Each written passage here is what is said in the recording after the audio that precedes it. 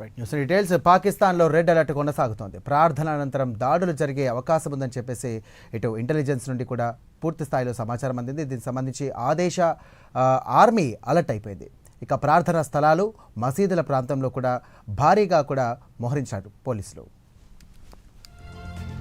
ముఖ్యంగా క్వేటా, ఇస్లామాబాద్, కరాచీ, హైదరాబాద్ లాంటి చోట అప్రమత్తంగా ఉండాలని పాక్ ప్రభుత్వం అధికారులకు ఆదేశాలు జారీ చేసింది.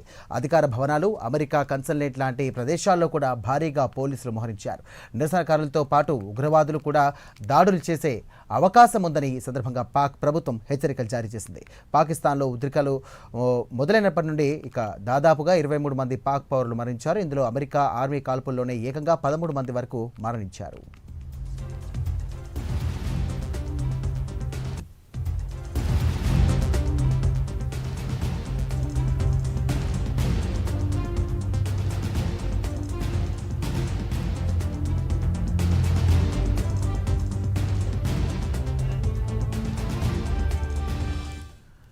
రైట్ వార్ బ్రేకింగ్ చూస్తున్న పాకిస్తాన్లో రెడ్ అలర్ట్ కొనసాగుతోంది. ప్రార్థన అనంతరం దాడులు జరిగే అవకాశం ఉందని ఇంటెలిజెన్స్ నుండి సమాచారం రావడంతో ఆ దేశ ఆర్మీ అలర్ట్ అయింది.